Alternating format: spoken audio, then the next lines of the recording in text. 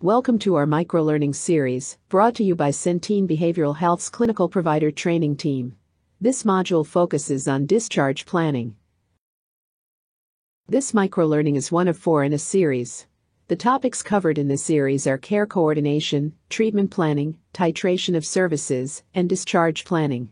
Check out each microlearning for more information on the topics listed. By the end of this module, you will be able to identify 2 benefits of discharge planning, state 2 ways to address discharge planning during the course of treatment, and identify 3 components of discharge.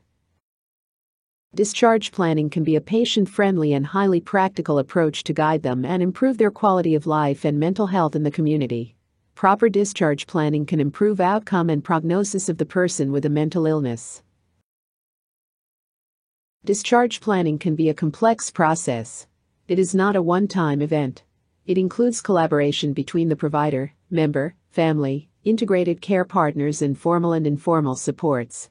For discharge planning to be most effective, it should be addressed throughout the treatment process.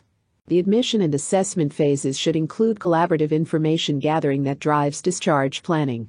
Helpful information to gather at assessment for discharge planning purposes includes current providers for whole person healthcare such as primary care and healthcare specialists, AA and NA support groups, substance use providers, and other community supports.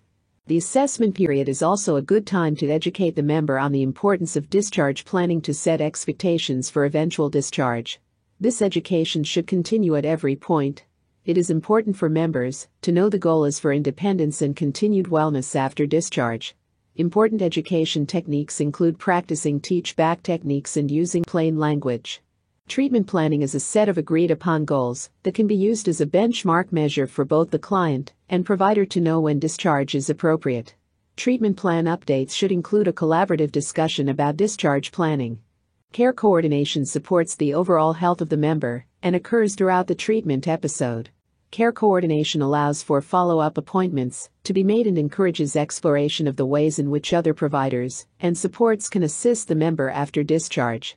All coordination of care activities support the discharge plan. Titrating services, which is the continuous appraisal of current needs, will also help identify when discharge is appropriate. When all of the treatment goals and needs have been addressed, it is time for discharge. All of the previous components lead to finalizing the discharge plan. The discharge plan is an agreed-upon plan to assist the member in effective independent functioning. The discharge plan is written down by the provider and should be provided to the member when they discontinue treatment with the provider. Centene Advanced Behavioral Health does not require you to submit a written discharge plan upon discharge, but it is a required component of the permanent medical record that will be expected if records are reviewed. It is important for the discharge plan to include the following. Member education should include information on their illness and what signs and symptoms to be on the look for as an indicator to return for treatment. Self-care instructions that are developed collaboratively between the provider and the member should be part of the discharge plan. The plan should include how to identify warning signs or potential problems and how to address these. This will include reminders and cues to use skills developed in treatment. These can be coping skills, problem-solving skills, daily self-care activities, and more. The discharge plan should include an integrated care component and aftercare. Appointments with other providers should be made and outlined in the document. The discharge summary should be sent to the member's primary care physicians and other treatment providers if a release of information is signed. If the member needs continued medication management after discharge, the provider needs to ensure that they continue to have access to medications and have a scheduled appointment with the medication providers. The member should know what follow-up is needed and why. The plan should also include any formal and informal support people. Each person's roles and responsibilities should be outlined. Finally, the discharge plan should describe how to return for care if it is needed.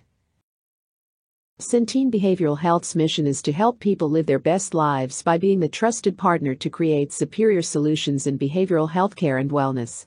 We simply can't meet this mission without our providers and appreciate the work you do to meet our members' needs.